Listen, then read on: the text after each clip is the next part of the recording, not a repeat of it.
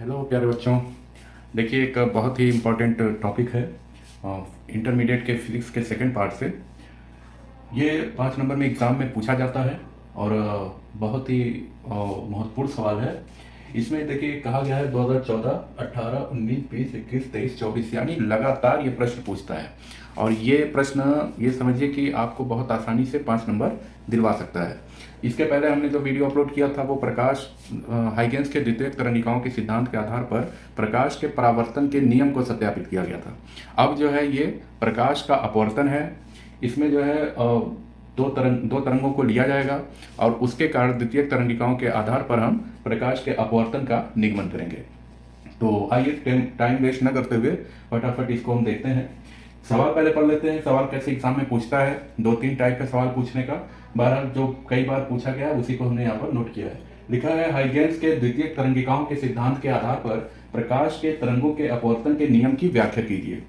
तो इसमें हमको ध्यान क्या रखना है, हमको ये ध्यान रखना है क्योंकि अपवर्तन का नियम तो हम लोग पढ़ ही चुके हैं, क्लास 10th में भी पढ़ चुके हैं कि जैसे प्रकाश किरण जो है वो एक माध्यम से दूसरे माध्यम में जब प्रवेश करती है तो वो अपने मार्ग से क्या होती है, विचलित हो जाती है। इसी को हम प्रकाश का अपवर्तन कहते हैं। अब अगर हम दो माध्यम ले लें, जैसे एक मान लीजिए वायु ले लें, दूसरा अगर हमारे पास कह लें कांच हो या फिर जल हो, तो वायु से जल में जब प्रकाश किरण प्रवेश करेगी तो वो अपने मार्ग से विचलित होगी। हमको एक चीज़ ये भी मालूम है, क्लास 10th में ही हम पढ़ के आए हैं कि यदि हम सघन माध्यम से विरल माध्यम में प्रकाश जाते हैं तो वह विलंब से दूर हटता है, और इसी का उल्टा अगर हम विरल माध्यम से सघन माध्यम में प्रकाश किरण प्रवेश करती है तो वो अविलंब के ओर मुड़ती है, यानी अविलंब की ओर झुकती है। तो वही चीज़ यहाँ पर है। आइए इसको देखते हैं। इसका सिद्धांत पहले पढ़ लेते हैं। हमने जब एग्जाम में पूछेगा तो हमको इसी तरह से लिखना पड़ेगा। तो कहेंगे जब कोई प्रकाश किरण किसी एक समान माध्यम से दूसरे समान माध्यम में प्रवेश करता है तो वह अपने मार्ग से विचलित हो जाता है। इस घटना को प्रकाश का अपवर्तन कहते हैं। ठीक है, फटाफट इसका व्याख्या लिखते हैं। व्याख्या सबसे पहले देखिए, व्याख्या को लिखने का तरीका यह है कि आप फिगर बनाइए, फिगर पे प्रैक्टिस करिए और फिगर को देखकर आप व्याख्या कर सकते हैं। तो ये फिगर बना हुआ है और इसी के आधार पर हमने ये इसकी व्याख्या किया हुआ है। माना देखो व्याख्या कैसे हुई है। माना ए डैश दो माध्यमों को अलग करने वाला एक पृष्ठ है। माना दोनों माध्यमों में तरंगों की चालें क्रमशः v1 व v2 हैं। अब दो समतल तरंगाग्र ए बी पृष्ठ ए व ए डैश पर तिरछा आपतित होता है। अब तरंग b समय t में v1 वेग से चलकर बिंदु a डैश पर पहुंचती है। ठीक इतने ही समय में तरंग a वेग v2 से चलकर बिंदु b डैश पर पहुंचती है। अब यहां से द्वितीयक तरंगिकाएं चलना प्रारंभ हो जाती हैं। माना तो द्वितीयक तरंगिका जो चलेगी उसके द्वारा जो दूरी तय की जाएगी, दूरी बराबर 4 गुणे समय के फार्मूले से हम निकालेंगे A B dash is equal to v2t तथा B A dash is equal to v1t। अब बिंदु ए को केंद्र मानकर बिंदु बी डैश पर चाप खींचते हैं। ए डैश से इस चाप पर स्पर्श रेखा ए डैश बी डैश खींचते हैं। अब जैसे जैसे आपतित तरंगाग्र ए बी आगे बढ़ता जाता है, ए डैश के बीच सभी बिंदुओं से एक के बाद एक चलने वाली द्वितीयक तरंगिकाएं एक साथ ए डैश बी डैश को स्पर्श करेगी, अतः ए डैश बी डैश अपवर्तित तरंगाग्र होगा। तो ये इसकी व्याख्या थी बच्चे, इसको देख लीजिए एक बार, फिर हम फिगर को समझाते हैं। ठीक है, देखिए ये जो व्याख्या लिखी गई इस फिगर के आधार पर लिखी गई है। अब मैं फिगर को समझा रहा हूं, इसको देखिएगा, आसानी से समझिएगा। देखिए ये हमारे पास एक पृष्ठ लिया गया है जो दो माध्यमों को अलग कर रहा है। ये माध्यम हम मान ले अगर कि ये माध्यम अगर जल है तो दूसरे वाले को हम वायु मान सकते हैं। ठीक है, या इसको हम कांच भी मान सकते हैं।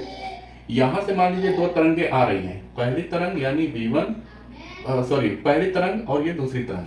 पहले माध्यम में इसकी चाल को हम v1 मान सकते हैं, यानी दोनों ही तरंगों की जो चाल है वो कितनी है, v1 चाल है। ठीक है, पहले माध्यम में। अब मान लीजिए कि यहां से ये तरंग t बराबर 0 समय में बिंदु a पर टकराती हैं, बिंदु a पर टकराती हैं। t बराबर 0 समय पर ये वाली तरंग बिंदु a पर है, इतने ही समय में यानी t बराबर 0 समय पर ये वाली तरंग बिंदु b पर है। यहां तक क्लियर हुआ। अब देखिए, चूंकि हमने कहा था कि v1 पहले माध्यम में तरंग की चाल कितना है, v1 है, तो अब ये मानते हैं कि v1 चाल से t समय बाद बिंदु b जो तरंग b है वो कहां पे आके टकरा रही है, a डैश पर आके टकरा रही है। यानी t समय में v1 चाल से चलती हुई ये वाली तरंग वो कहां पे आके टकरा रही है, a डैश पे आके टकरा रही है, यानी इस पॉइंट से आके टकरा रही है। ठीक है, जितने समय में ये वाली तरंग इस पॉइंट से टकराएगी उतने ही समय में इस वाले तरंग से जो दूसरी पहली वाली जो तरंग है वो दूसरे माध्यम में कितनी दूरी तय कर ली होगी, b टू t दूरी तय कर ली होगी, यानी बिंदु b डैश पर वो पहुंच जाएगी। ठीक है, इसको आप ऐसे भी कर सकते हैं कि जो पहली तरंग है वो दूसरे माध्यम में t समय बाद बिंदु b पर पहुंचती है। दोनों एक दूसरे का अपोजिट है, आप इसको भी मान सकते हो, इसको भी मान सकते हो।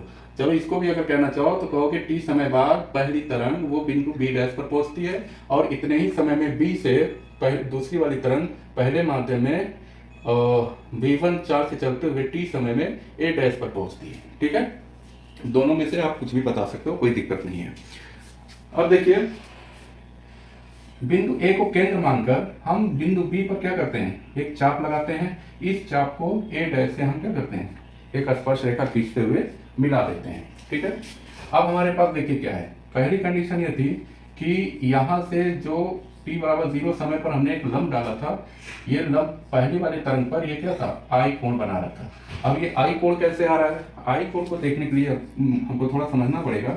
देखिए, ये इसका विलंब है, ये इसका विलंब है। सपोज कर लीजिए कि ये आपतित किरण है, ये वाली तरंग है, इसको तरंग A कह लीजिए। ठीक है, आपतित कोण I है। ठीक, ये हमने I माना ना, इसी को हमको प्रूफ करना है कि I कैसे है। आप एक चीज जानते हो कि ये कोण कितना होगा, 90 अंश होगा, क्योंकि यह विलंब है इस वाली रेखा पर, यह विलंब है, तो ये कोण कितना होगा, 90 अंश होगा। हमको ये निकालना है, ये कोण निकालना है। ठीक है, आप देखिए, जो ये है, ये आपतित कोण और ये जो खींचा गया लंब, ये एक दूसरे पे क्या होंगे, 90 अंश होंगे। ठीक है, तो ये कोण कितना हो जाएगा, ये कोण कितना हो जाएगा, ये कोण, ये टोटल हमारे पास 90 है। देखिए, ये कोण हमारे पास 90 है, ये कोण हमारे पास I है। ठीक है, तो ये कोण कितना हो जाएगा, ये हो जाएगा 90 माइनस I हो जाएगा। ठीक है, 90 माइनस I हो जाएगा। अब देखिए, हमको निकालना क्या था, ये वाला एंगल फाइंड करना है, ये वाला एंगल, और ये हमारे पास 90 है और ये वाला एंगल हमारे पास 90 माइनस I है।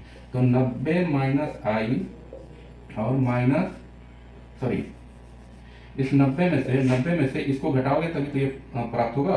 तो 90 माइनस, ये 90 माइनस I करोगे, 90 माइनस I करोगे, 90 से 90 कैंसिल होगा, माइनस माइनस प्लस हो जाएगा, यानी I एंगल ये मिलेगा, यानी ये कोण तो हमारे पास कितना मिल जाएगा, I मिल जाएगा।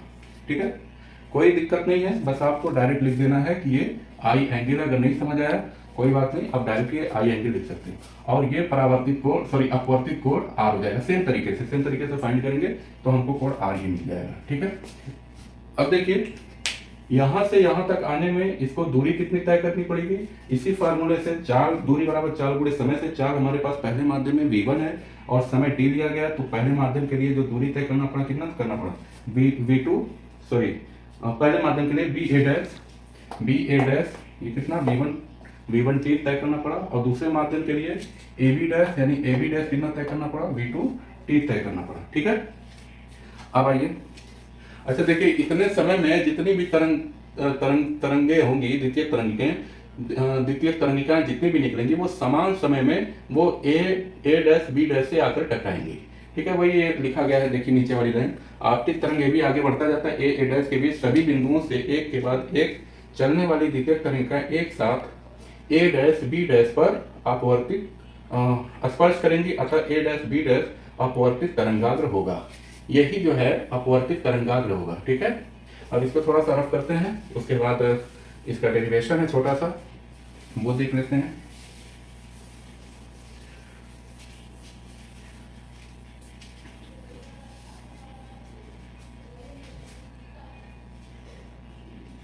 अब जो है देखिए, हमको फाइंड करना है कि अपवर्तन का नियम क्या है। तो अपवर्तन का नियम हम इसलिए जानते हैं कि कक्षा 10 में ही हम लोगों ने पढ़ा था, साइन I बटे साइन R बराबर नियतांक, और इसी को स्नेल का नियम भी कहते हैं। ठीक ना, उसी को प्रूफ करना है। कहेंगे कि देखिए, सीधे सीधे कह देते हैं, चित्र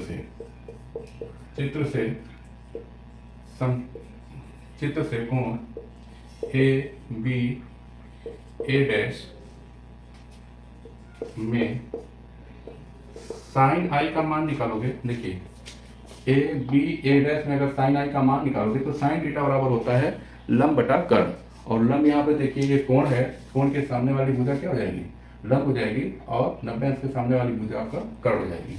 तो ये हो जाएगी A डैश B बटे में A डैश, या ए डैश भी हम क्या लिख सकते हैं, V1T बटे में ए डैश, इक्वेशन नंबर 1। ठीक है, इसी प्रकार अब देखिए ये ले सकते हो, ए डैश बी ले सकते हो, कहेंगे ए डैश बी डैश में ए डैश बी डैश में। इसी तरह हम क्या ले लेंगे, साइन आर ले लेंगे। Sine R is equal to क्या हो जाएगा, इस बार क्या हो जाएगा, कोण ये है, इसके सामने भुजा लंब ये हो जाएगी, यानी ए बी डैश बटे में कर्ण आपका यही होगा ए डैश, तो ये हो जाएगा ए डैश। ठीक है, और ए बी डैश बराबर क्या वैल्यू है, ए बी डैश बराबर आप क्या लिखे हो, V2T बटे में ए डैश, क्वेश्चन नंबर 2। ठीक है, इक्वेशन 1 और 2 को डिवाइड करने पर क्या वैल्यू मिलेगी, समीकरण 1/2 से, समीकरण 1/2 से देखिए साइन आई बटे साइन आई बटे में साइन आर बराबर क्या मिल जाएगा आपको V1T बटे में ए डैश बटे में V2T बटे में ए डैश। ठीक है, यह इससे कैंसिल होगा, आपको मिलेगा V1T बटे में V2T। ठीक है, और ये हो जाएगा साइन आई बटे में साइन आर बराबर V1T बटे में, अगर T से T कैंसिल हो जाएगा तो V1 बटे में V2, और ये मिल जाएगा आपको एक नियतांक। ठीक है, ये नियतांक मिल जाएगा, और यही क्या होगा, यही अपवर्तन का नियम है, जिसे स्नेल का नियम भी कहते हैं। तो ये हो जाएगा आपका प्रूफ, और यहाँ से आप अगर इतना काम आप कर लेते हैं तो 5 नंबर आपको बिल्कुल आसानी से मिल जाएगा। हमको उम्मीद है कि आपको बिल्कुल समझ में आया होगा, और बहुत आसान तरीके से हमने बताने की कोशिश किया है। सीधा आप 2 समीकरण बनाओगे, दोनों समीकरण को एक दूसरे से डिवाइड करोगे, और इस तरीके से फार्मूला को फाइंड कर लोगे। अच्छा, इसको हम ये भी लिख सकते हैं 1n2 is equal to sine i बटे में साइन आर, जहाँ ये अपवर्तनांक के लिए यूज किया जाता है, पहले माध्यम के सापेक्ष दूसरे माध्यम का अपवर्तनांक, इसके लिए भी हम इसको यूज कर सकते हैं। तो ये आपका प्रूव्ड हुआ। ठीक है, देख लीजिए इसको, कोई समस्या हो तो पूछिएगा।